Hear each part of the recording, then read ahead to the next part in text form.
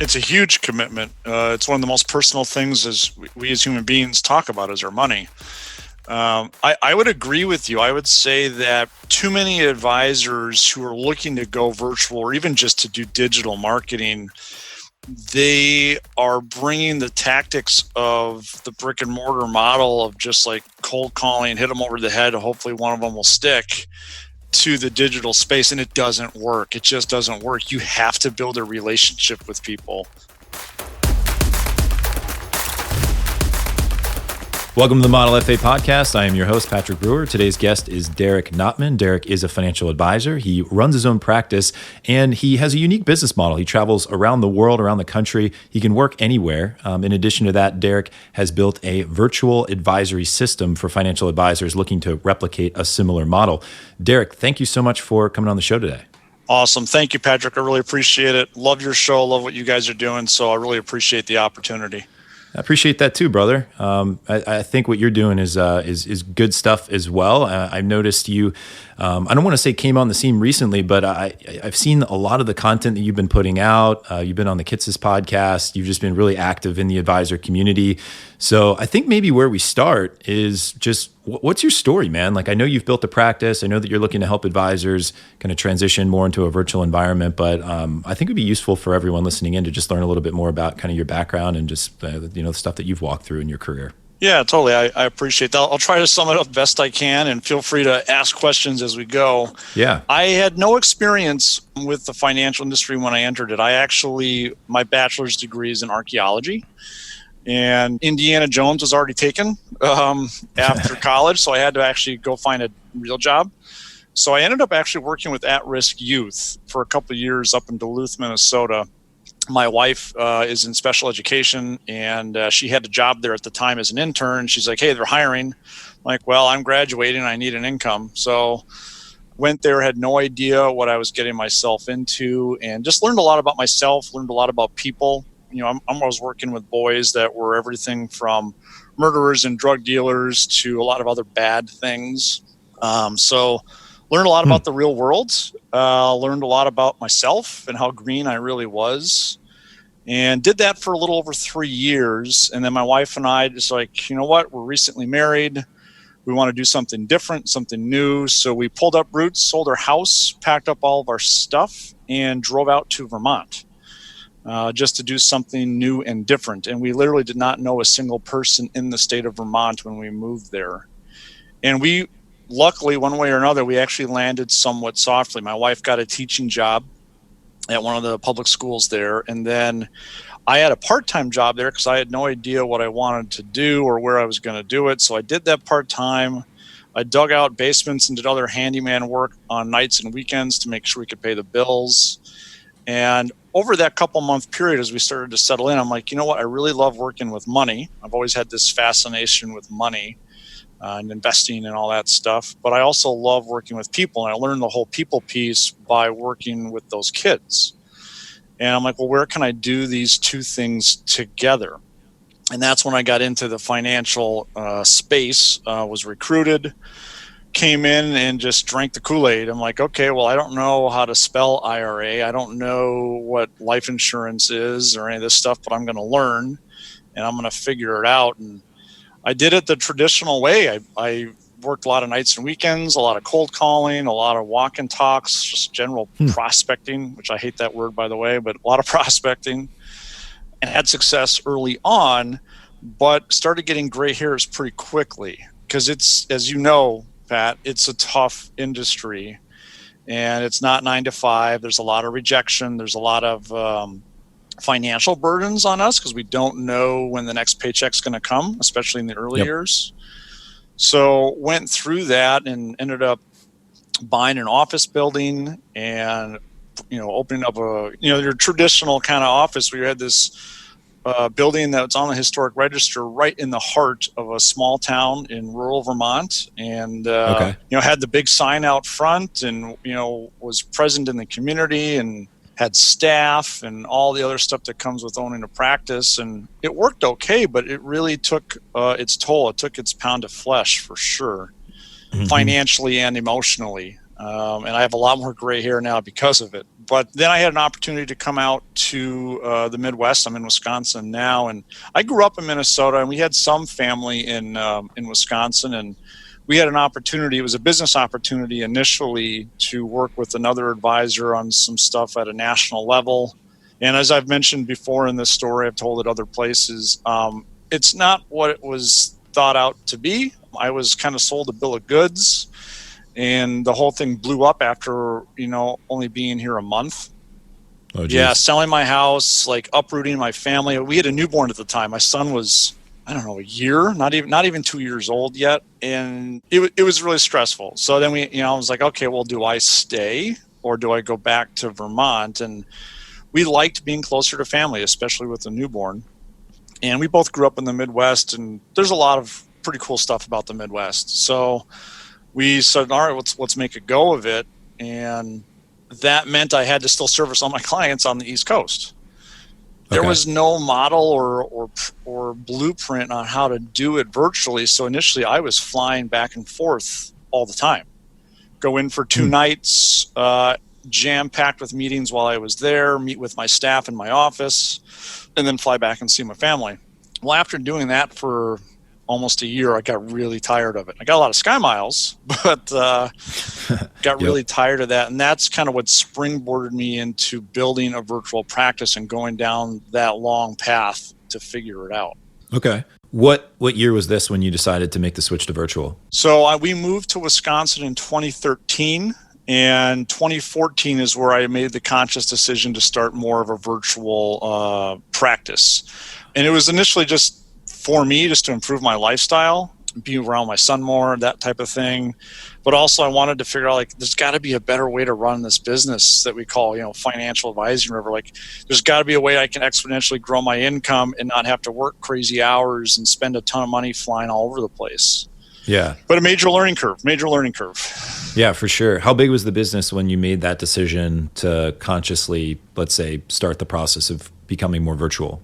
Well, it's funny. So at about the same time, maybe 6 months before I moved, I made the switch from just a commission model over to a fee-based model. Interesting. And so it's kind of a perfect storm in not such a good way, because my income dropped in half that first year, going from a commission to a fee-based model. But it was the right thing to do for me, for the future of my business, for my clients. So the revenue plummeted quite a bit initially, by 50%, literally, and then started to work it back up. So I think when I moved here, my AUM was 15, 20 million, and we're at about 50 right now, 51, maybe something like that. So it's had some decent growth since then, obviously. But yeah, it was a tough start, that's for sure. Yeah. Was the first kind of couple years converting folks from commission over to fee, or did you have to go out and find new clients that were just complete strangers that you could talk to about fee-based management? What was the process of growing it over those years? It was both. It was really both, having that conversation. And also that was partly starting to figure out, well, what's my ideal client and what's my niche? And that's something not enough advisors do early enough in their years. I know you guys have done a lot of work around that with what you guys do, and I can't stress the importance of that enough. It is so important. So that was part of the journey. So it was a combination of the current clients that was, hey, let's do a review and talk about some changes that I've made in my practice and some new options. So that was a pretty straightforward conversation. And the new clients, it was, hey, we're going to do a financial plan first, and then here's all of how I charge for my different services, and was very transparent with my fees. Okay. What's your specialty now within the practice? Do you have multiple, or do you have one particular specialization that you focus on? As far as planning? Like a niche? Yeah. Well, yeah, I've defined the niche. I can get to that in a second, but I really like to start every engagement with a financial plan first. It's fun because it's a challenge for me, and it's different every single time.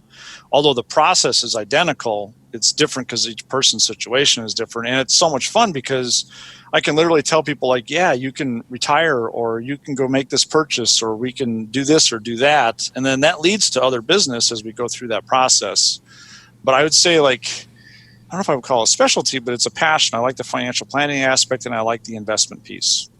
Okay. And as far as a niche, that's been definitely a journey. But over the last 6 months, I've really honed that into working with elite frequent flyers who are also business owners. Huh. Okay. So that's probably so you got like entrepreneurs and business owners that are jumping around the country, traveling too much. And I'm sure part of what you talk to them about is like, hey, why are you doing this? Because there might be a better model for their business. Well, that's it. Yeah, I've definitely shared that with some of my clients. Be like, why are especially the ones in the startup phase that are raising venture capital, and they're like, well, I have to hire this person, that person. I'm like, well, do you? Like, have you thought about maybe outsourcing some of this to a virtual model? And it's a fun conversation. Yeah. Hey, Model FAs, I know you're enjoying this conversation, but I wanted to take a quick break to talk to you about the Model FA Accelerator. This is a unique collaboration between us and you, where we help you build a financial advising practice that you can be proud of. We focus on the foundational concepts around how to pick a niche or a specialization, how to price your services, how to construct an offer that people are going to buy, and then how to market it and sell it in a way that'll get people to sign on the dotted line and become clients of your firm, all while giving you the information to scale and set up workflows and operational processes that will allow you to reclaim your time and build a practice that doesn't run you. So if you'd like to hear more about that, go to www.modelfa.com/accelerator or www.modelfa.com. Hover over Work With Us and click on Accelerator. Hope to see you in the program. What's been your primary driver of growth? So you make the decision that you don't really want to be beating up the skies anymore. You decide to move to a more virtual model. You're converting from commission to fee-based. What was kind of the thing or the things that allowed you to get to this point now where you have, a practice that's at 50 million, and a consulting practice that helps advisors? Like what are some of the things that you did to get to this point? Well, getting extremely clear with myself, like, what do I actually want? Not enough of us have that internal dialogue with ourselves. So first, really defining, like, what do I want as a human being? What do I want as an advisor and a business owner? And getting super clear about that, because then that, what I have found at least, will direct all of your actions one way or another. And so it's like, if we don't have that roadmap kind of laid out, the greater vision, then it's super hard to go one direction or another. And then what I've had to learn, and I know you'll appreciate this, but I've had to learn how to become like really good at marketing. Too many advisors are taught like, okay, this is how you sell. Here's our sales process. Here's how you sell this product or this service. And then they tell you to go prospect. And I've joked about this before, but prospecting sounds like a bad medical procedure. I don't like it. I think marketing is a much better word. Like, how often do you hear like the large companies, like whether it's Ford or GE or whatever, Coca-Cola, they don't talk about prospecting, they talk about marketing. And the consumer is used to getting marketed to. So it's really being able to figure out like, what is your marketing strategy and plan, and what areas are you going to actually go market through to get towards your ideal client. So having to learn that whole thing, talk about a learning curve for me, where I had, I was told like, hey, you just need to cold call people and ask for referrals, and eventually that'll lead to sales. Mm-hmm. Is there a particular marketing channel or platform or series of strategies and tactics that you've implemented that allowed you to be successful, you think?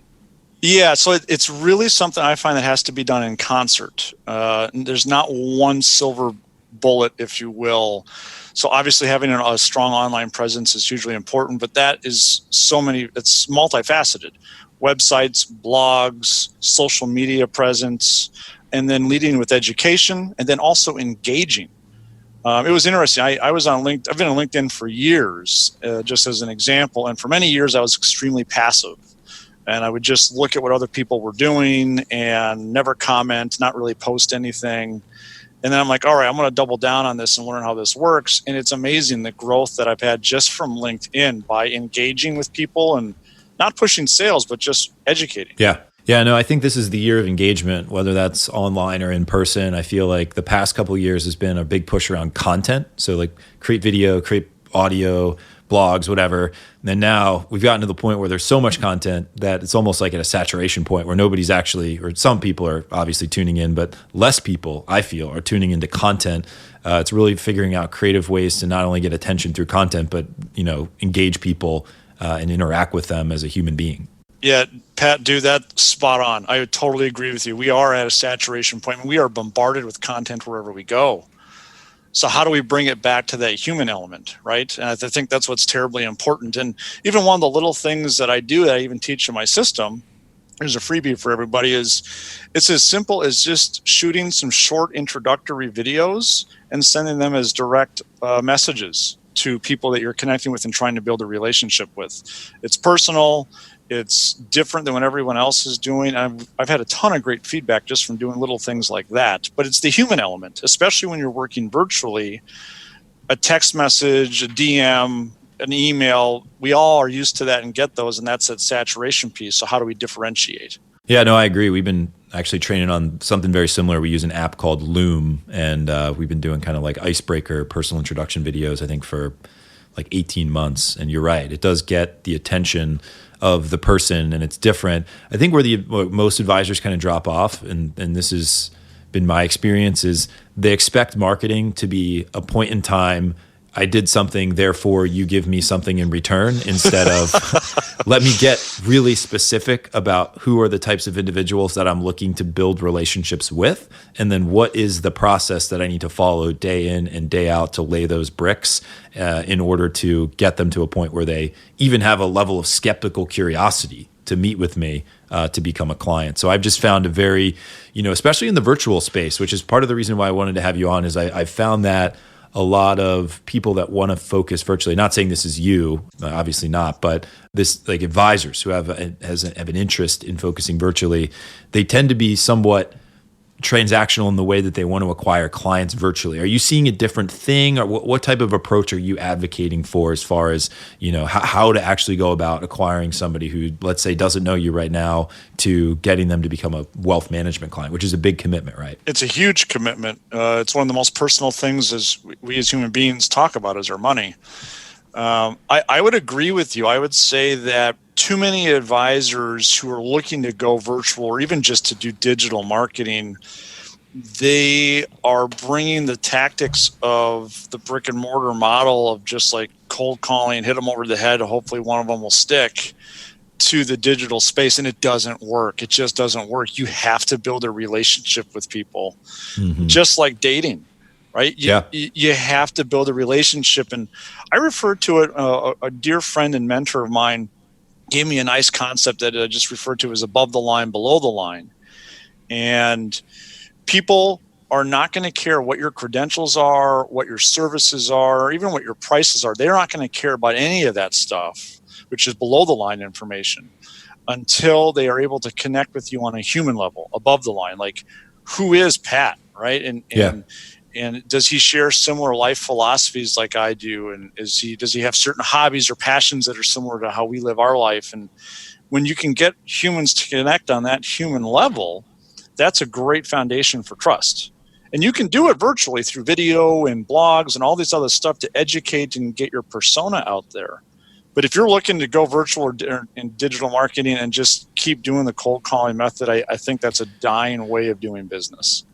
Yeah, I would agree with you. I think, and you hit on it, and this is one of the things that I stress, over and over again, is specialization. Like, you have to have a specialty, and not only do you have to have a specialty, like, it needs to be in alignment with who you are as a person. So I think not only getting clear about who you serve and like why you serve them and how you're different, it needs to really align with like how you make decisions and the types of things that you feel passionate about. Because for me, and I talk about this, I'm not sure if I've talked about it on the podcast much, but if I'm focused on working with retirees and their primary concern is how much money am I going to have and how long is that going to last me, I'm going to lose energy every meeting. Like, every time I meet with them, I'm going to start losing energy, because I'm like a vision guy. Like, I want to talk about where are we going, like what's possible, what are the opportunities available to us. So I could be very specialized and I could create a great marketing funnel and all the collateral and everything in order to attract retirees, but I'm going to build a practice that I hate. Not to say that might not be a perfect practice for someone else, right? But I think just acknowledging from an individual advisor level, like what is actually going to give you energy on a day-to-day basis when you choose to do business development and marketing activities. So I think that's kind of like the first cut, and so kind of what I hear you saying as well. Totally, I agree with you completely. It's so important, and if you don't have that part figured out, the other stuff isn't going to matter, and you won't be excited getting up in the morning and going to work. You really won't. Yeah. The other thing I would say, and I'm sure you probably agree with this, it's It's still hard regardless. So whether you're working in a local community and you're trying to build your brand in the local area and you're supporting your efforts with digital marketing, or you're deciding that you want to be more location independent and transition into a virtual model, like I think both of those are still really hard. And I actually would argue that it's harder to do the virtual model than it is to do the local model. I totally agree that both are hard avenues. Like, this is not an easy industry, and you're going to have to, cut your teeth, and you're going to have to get used to rejection, no question about it. And whether you use a virtual system or not, you're still going to have to put the work in, plain and simple. And the virtual system is not something that I think young advisors should adopt 100% right away. I think it's going to be a progression. When the early years, and I did a lot longer than I should have, but having all of those belly-to-belly meetings, at least for someone like myself, I had no sales experience at all. I couldn't sell anything to anybody. It just taught me, like, all right, well, how do I go into a sales situation? How do I help someone along this process to get them to implement a solution? And doing that in person, whether you're getting rejected or not, you learn a ton. And I would say for those that look, that see there's some value in the virtual model, start off maybe looking at doing a bit of both. And there's going to come an inflection point where okay, I'm doing all this belly to belly stuff, but I've got my vision for the future of more of a virtual model. So I'm going to make sure I start to build my infrastructure in that way. And then at some point you're going to be like, you know what? I'm getting more inbound leads and clients and business from my virtual digital activity than I am belly to belly. So then at some point you can eventually flip over. And one of the things I talk about in my system is cash flow for the advisor, both personal and business, is so absolutely important. It's one of the main reasons most advisors fail, is they just don't make any money. So if you don't know what your cash flow situation is, you're not going to know when it's right to make a virtual transition and all that stuff that comes with it. Yeah, I would agree with that for sure. I think if your goal is eventually to work virtual, then just setting those expectations as early on in the process with clients as possible. That way it's very easy to make the transition when you decide to do that. I think you also brought up a good point with sales. Sales just isn't easy in general in our industry. I think this is probably one of the hardest things to sell. And I've sold a lot of different stuff. And I would say that consumer facing financial services is one of the hardest sells. And it's a reason why a lot of the marketing strategies that most companies implement are frankly bait and switch. I mean, you do retirement seminars as a educational institution primarily, let's just say, to drive people to a workshop, and then you show up, oh no, there's a financial advisor there. Or people do student loan consulting, and oh, by the way, now that you've solved your student loan problem, I do financial advice. So for whatever reason, people don't like to think proactively and holistically about their finances on average, which makes it very difficult to sell the service. And I think, I would agree with the statement that in order to hone your sales skills and be effective as a virtual advisor, starting face-to-face will allow you to overcome some of those issues early on in the process of building intimacy, which is going to be critical for building trust. And I think I think that's the hard part, because I've tried both in our practice. We work local. So our model is we have a local building, right? Whether it's a WeWork or an actual physical office. A lot of it just depends on the territory and how much revenue we're generating. But we work local, we support digital, but we also do virtual acquisition as well. And I've found that selling virtual advice is a little bit harder than selling it in person. But I also have noticed that depending on the model, the relationships don't tend to be as sticky, and they tend to churn more too. Have you noticed any difference in the clients that you've acquired virtually versus in person, as far as how sticky you feel they are, and just kind of the level of retention that you've had? I have. I think I've had a different experience than yours. I've experienced really good stickiness and retention, and I'm not 100% sure what the reasons for that is. One of the things I talk about is this trust and transparency exchange model, and that people love to buy, but in order for them to buy, they have to trust the source that they're getting their education and information from, and then that source has to be transparent in their pricing and who they are as an individual and so forth. And you can do that in a virtual digital environment, but you have to do it really, really well. Your website has to be robust on the story that you're telling and be very clear. Not all clients are going to want a virtual advisor. So I use my website and other social media platforms as almost a massive filter. So the people coming in, they're like, okay, well, I already get it. Like, this is how Derek operates, and this is how we're going to have a relationship. And I'm cool with that. And I would say most people are used to that in some way already, just because, I mean, look at it. We date online, we bank online. I was pretty sick a week and a half ago with a bad cold, and I didn't have to go to my doctor. We just did a virtual meeting. So we're able to do a lot more. So this has only changed in the last like 5 or 10 years. This is pretty recent. If I had tried to adopt this model 10, 15 years ago, I don't think it would have worked. Yeah, I agree with you. The consumer has gotten comfortable doing things through a different medium. They still want to work with an expert. They still want to work with someone that they understand and get along with. But instead of a kitchen table, we're using a computer. Yeah, no, on average, I would agree with that. I think a lot of it comes down to each specialization. So part of what I've done is I've actually broken this out for every single possible specialty that an advisor could focus on. So I think business owners, that they require a little bit of face-to-face time initially. So what we focus specifically, one of our specializations is in entrepreneurs. And part of what we do is we join mastermind groups, and we fly around the country, we meet with them, we hang out with them. We build relationships with them in person, because entrepreneurs are kind of weird. You know, you and I, we're both entrepreneurs. We're a little weird. Yep. You know, and, you know, like I would say that on average, like if I'm going to buy something from somebody, if it's a service like this, like I'm probably going to want to meet them in person, just based on my own personality. Like I want to have at least one interaction with them in person. And that's kind of what I found with the entrepreneur community is like, you need to start in person, but then it can progress 100% virtual for sure. Retirees, I'd say on average, are probably going to be better off in person than they are virtual, but you will get the occasional one that tunes into podcasts and things of that nature. But then it's distinguishing whether they're DIY versus a delegator. Yeah. And I would say that most people are consuming podcasts and those types of informations are going to be DIY.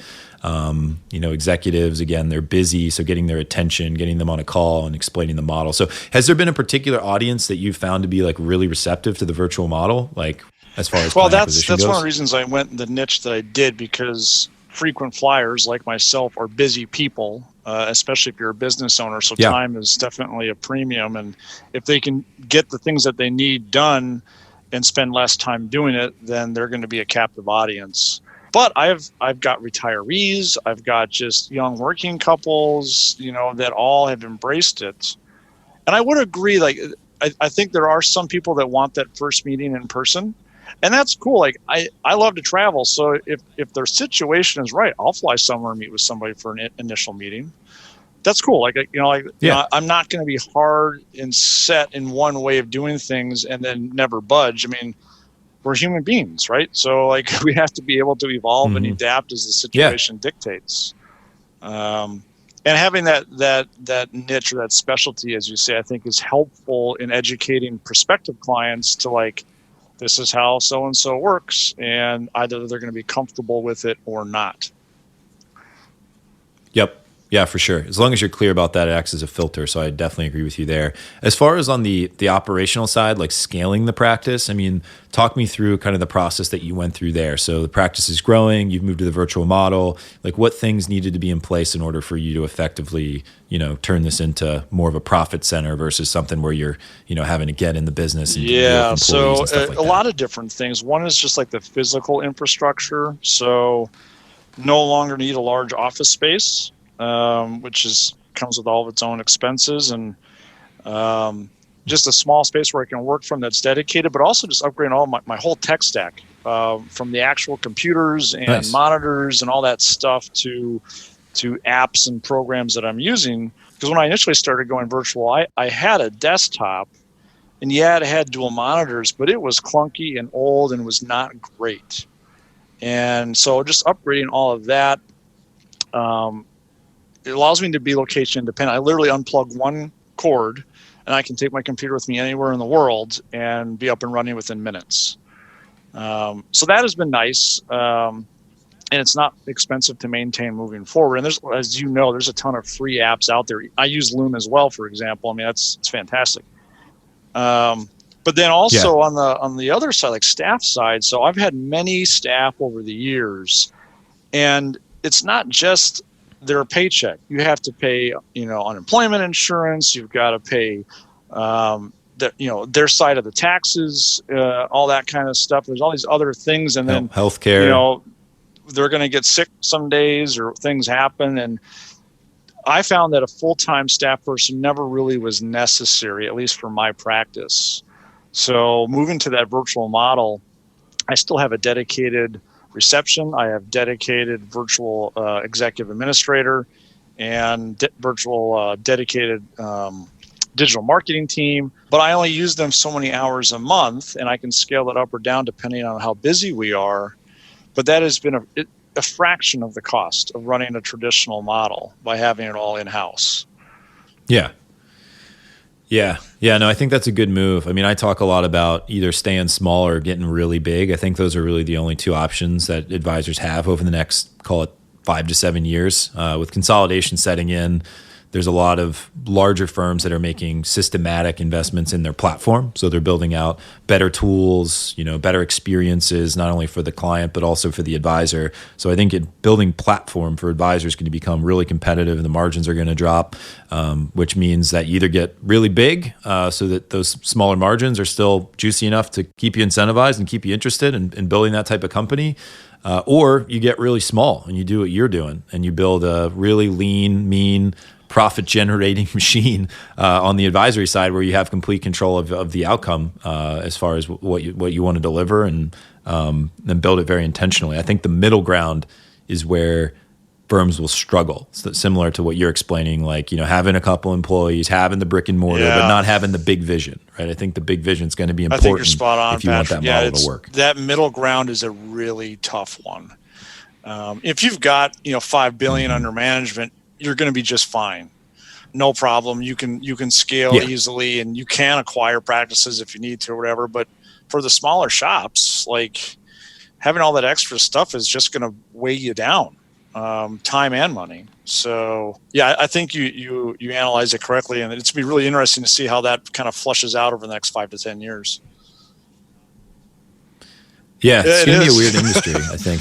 And like everything's moving like really fast too. I've just see like even like starting to be consolidation among the tech vendors. Like custodians are consolidating, larger firms are consolidating. Wirehouses are buying RIAs. So it's going to be an interesting period of time. Well, good stuff, man. I feel like we're kind of progressing towards the end of our conversation here, but I'd like to know if you could roll back the clock, let's say 5 years or so, when you had first made the decision to transition from a more location-based to virtual, like what things would you change? Like what mistakes did you make? I made a ton of mistakes. And part of that was because there was no roadmap on how to do what I wanted to do. So it was trial and error. Test this. Oh, that didn't work. Darn it. Now I got to go try this, and just constantly building that over time. So I wish I would have been something there to kind of help guide me or show me. The other thing that I think that too many advisors do is that we overthink things and let our ego get in the way. I'm a great advisor, at least I think so, but that doesn't mean I'm great at everything else. And you have to know when you're like, okay, like I get this digital marketing thing, but that's not my job and I'm not going to be good at it. I need to go hire experts. And really getting comfortable with outsourcing things and bringing other people in to help you. Because I could have done what I did probably a bit faster if I was willing to be a little bit more open to getting advice and help than just trying to figure it out on my own all the time. Yeah, I think that's great advice. That's definitely something I talk a lot about, is figuring out what your skill set is. Like, what are the 1 to 3 things that if you are freed up to do those things, everybody wins?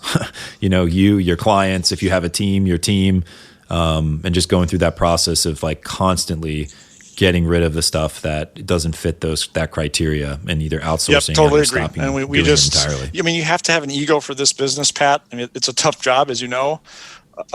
You really do, but don't let that ego get in the way of becoming a really good business owner. And that's one of the things business owners know, and you know this from working with all your entrepreneur clients, is that the really truly great ones are great delegators. They hire the smartest people for each individual thing that they need and let those people go do what they need to do. Yeah, hire the good people, get out of their way, be available if needed. but otherwise, just be on the road and enjoy yourself once you get to that point. Well, cool, man. I appreciate you sharing your perspective. Thanks for everything you're doing in the advisor community. We'll be sure to list in the show notes and below the episode how people can find you and interact with the virtual advisor system that you built. I think that there's going to be a lot of firms pursuing that model over the next couple of years, whether they're actively pursuing it because they want to, or maybe they're just kind of forced to. As you mentioned, fee compression and other things, market forces may drive that to be kind of the primary operating model going forward. So either way, we'll be sure to link to those resources so they can check out what you're doing. Awesome. Yeah, Pat, thank you again for the opportunity. I love what you guys are doing too. I have to say that seeing your content is really refreshing. It's adding this whole human element that advisors have kind of lost over the years, because we get, messed up with this product stuff and talking about things that clients don't understand. And you bring a really nice human element there. So rock on with what you guys are doing as well. It's just best, better for everybody. Thanks, man. I appreciate the feedback. Yeah, we're going to keep leaning into that, hopefully explore some more creative ways to get our content out there. And yeah, looking forward to building a relationship with you as well. So appreciate you coming on the show. Rock on.